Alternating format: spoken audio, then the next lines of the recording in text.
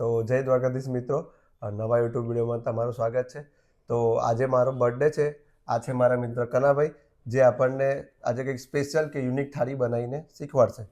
તો સૌથી પહેલાં તો તમને happy birthday. Thank you Kanabhai, thank you. તો આજે આપણે અર્જુનભાઈનો બર્થડે છે તેના માટે કંઈક સ્પેશિયલી થાળી બનાવશું. બધા જે લોકો હોય છે બજારમાં બર્થડે ઉજવતા હોય છે, કેક કાપતા હોય છે અને એ બધું કરતા હોય છે, એના કરતાં આપણે ભારતીય સંસ્કૃતિ પ્રમાણે સાદગીથી બર્થડે ઉજવશું. અને અમે લોકોને સંદેશો એવો પહોંચાડવા માગીએ છીએ કે બહાર ઉજવો એના કરતાં ફેમિલી સાથે ઉજવો અને ઘરના બધા ભેગા મળીને જમો. કેમ કે આજનો દિવસ આનંદનો હોય છે. આ દિવસ એવો હોય છે કે આપણે જે વરસ હોય છે એ ઓછા થતા જાય છે, પણ લોકો તોય એના માટે થઈને ઉજવે છે. પણ એના કરતાં આપણે હવે બધા ભેગા થઈ અને ફેમિલી સાથે બર્થડે ઉજવવું સારું લાગે. તો એના માટે આજે આપણે અર્જુનભાઈ માટે સ્પેશિયલી થાળી બનાવશું. તો આજે અમારો વિડીયો તમને ગમે તો લાઈક કરજો, શેર કરજો અને સબસ્ક્રાઈબ કરજો. તો હવે આપણે વિડીયો બનાવવાનું શરૂ કરીએ. આપણે બનાવશું પનીરનું શાક. એના માટે ગ્રેવી રેડી કરવાની છે. તો આપણે આ ડુંગળીને કટ કરશું અને ટામેટા પણ કટ કરી લઈશું જોડે જોડે.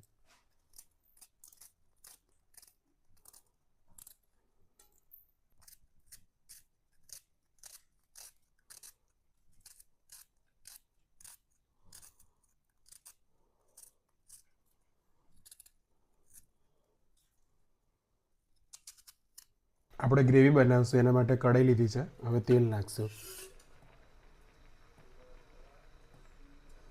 તેલ આપણું ગરમ થઈ ગયું છે, એની અંદર નાખશું ડુંગળી.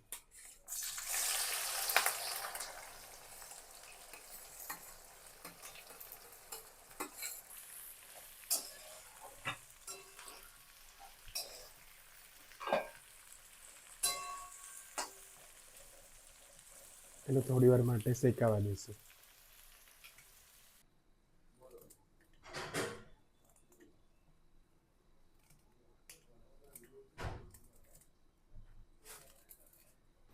આપણે જે આદુ, મરચાં અને લસણ લીધી છે એની પેસ્ટ બનાવી લઈશું.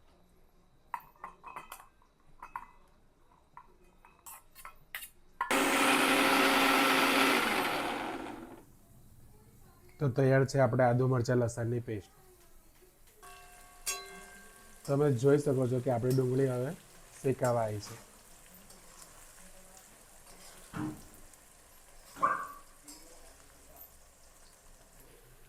આપણી ડુંગળી સરસ રીતે શેકાઈ ગઈ છે. તમે જોઈ શકો છો કે કેવી બ્રાઉન રંગની થઈ ગઈ છે. તો હવે એની અંદર આપણે એડ કરીશું ટામેટા.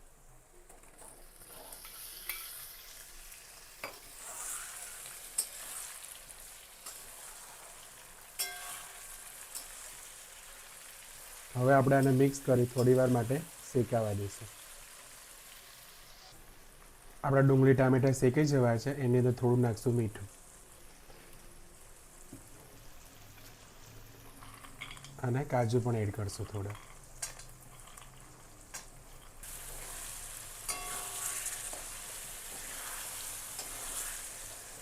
તમે જોઈ શકો છો મિત્રો કે આપણા ડુંગળી, ટામેટા અને કાજુ સરસ રીતે શેકાઈ ગયા છે. તો હવે આપણે ગેસ ઘડીક વાર માટે બંધ કરી અને ઠરવા મૂકીશું. આપણે જે ડુંગળી ટામેટાની શેક્યું હતું ઠંડુ થઈ ગયું છે. હવે આપણે એની ગ્રેવી બનાવી લઈશું.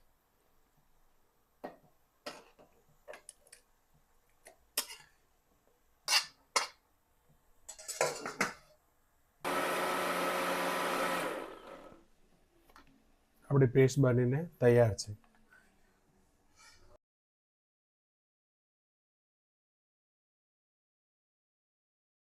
આપણું તેલ ગરમ થઈ ગયું છે. એની અંદર નાખશું જીરું.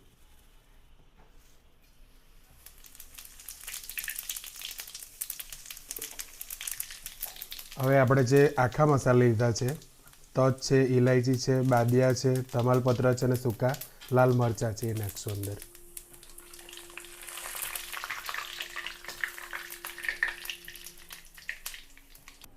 આપણો મસાલો ને એવું શેકાઈ ગયું છે. એની અંદર આપણે જે ડુંગળી, ટામેટા ને બધું શેકીને પીસેલું એની ગ્રેવી બનાવી એડ કરશું અંદર.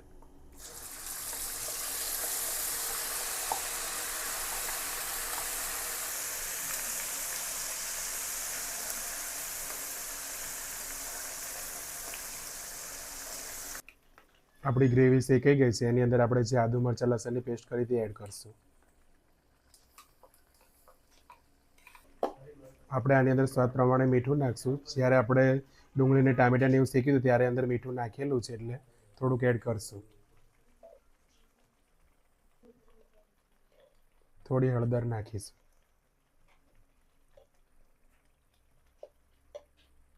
હવે આપણે આને મિક્સ કરી થોડી વાર માટે શેકાવા દઈશું. હવે આપણે આની અંદર લસણની ચટણી એડ કરીશું.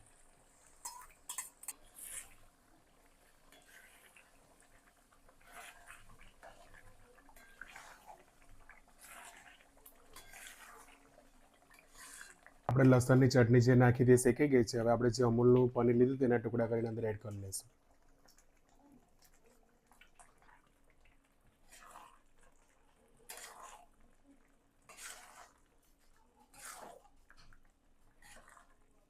હવે તમે ગ્રેવી તમારા જે પ્રમાણે જાડી કે પાતળી રાખવી એ પ્રમાણે અંદર તમારે પાણી એડ કરવું.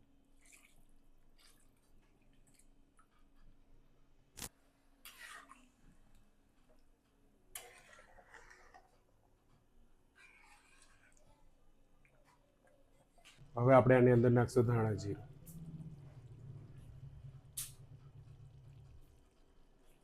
થોડો ગરમ મસાલો નાખીશું.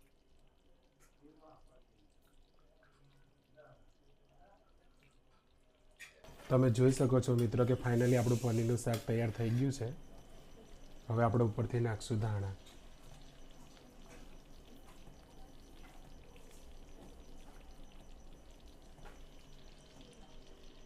આજે આપણે દાળ ફ્રાય બનાવવાના છે.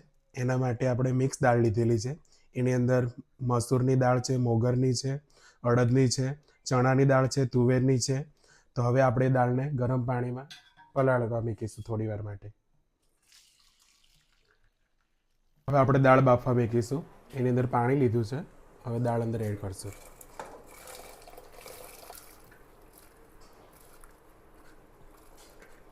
હવે આપણે દાળની અંદર થોડું મીઠું નાખશું.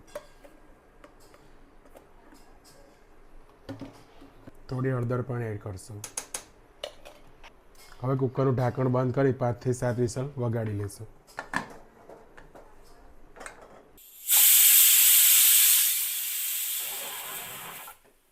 5 થી 7 વિસલ થઈ ગઈ છે. હવે આપણે ગેસ બંધ કરશું.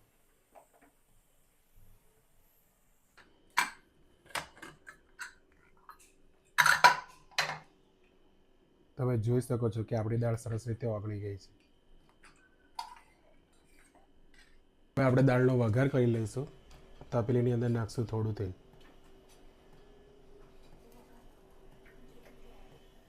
આપણું તેલ ગરમ થઈ ગયું છે. થોડું અંદર નાખશું જીરું.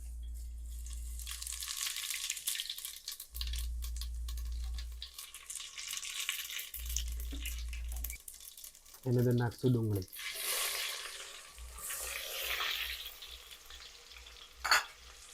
અને લીલા મરચાં.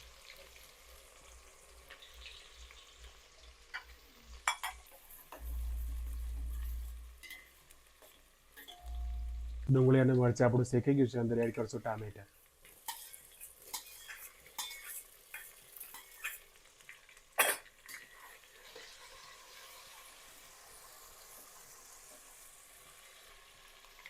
આપણે જે આદુ મરચાં લસણની પેસ્ટ હતી એ થોડી એડ કરશું અંદર.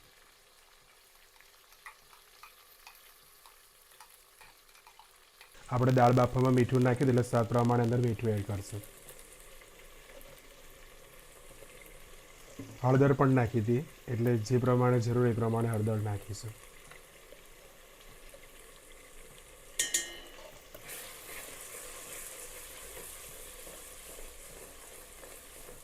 આપણે થોડું ધાણા જીરું નાખીશું. આપણે આની અંદર લાલ મરચું નાખશું. લીલું મરચું પણ નાખેલું છે. સ્વાદ પ્રમાણે તીખું જોઈએ એ પ્રમાણે લાલ મરચું એડ કરશું.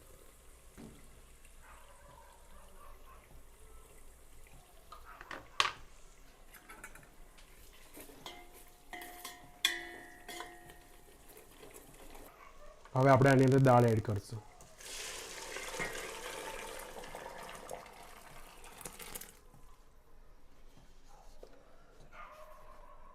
હવે આપણે દાળને થોડી વાર માટે ઉકળવા દઈશું. હવે આપણે આની અંદર થોડું લીંબુ નાખીશું.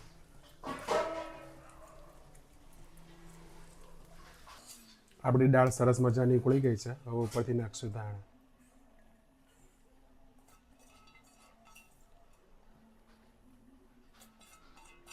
ગેસ બંધ કરી દઈશું.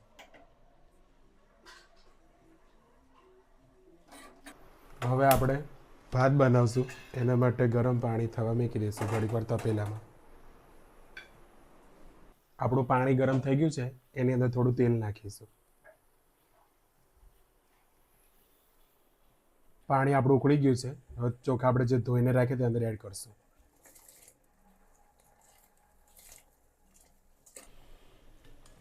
તમે જોઈ શકો છો કે આપણા ભાત તૈયાર થઈ ગયા છે. હવે ગેસ બંધ કરી દઈશું. હવે આપણે કઢાઈની અંદર લઈશું ઘી.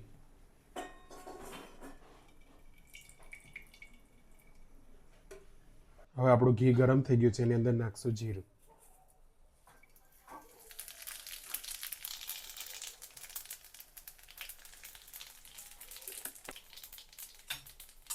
હવે આપણે જે ભાત બનાવ્યા એના ઉપરથી આ ગરમ કરેલું ઘી અને જીરું નાખી દઈશું.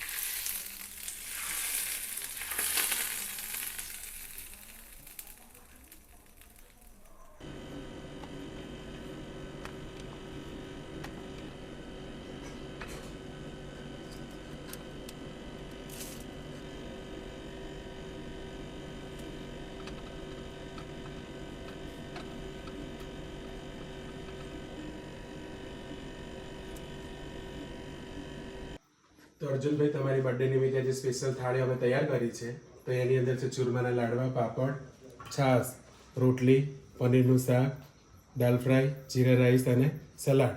તો મારા તરફથી તમને ગિફ્ટ છે.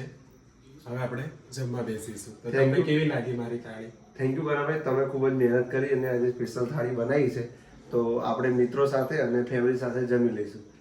તો ચલો હવે આપણે જમવા તો બેસીએ. ચાલો આપણે જમી લઈએ.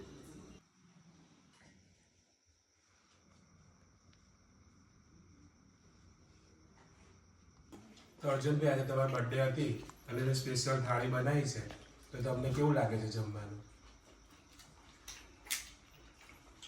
કનાભાઈ, ખરેખર મજા આવી, ખૂબ જ સારું છે.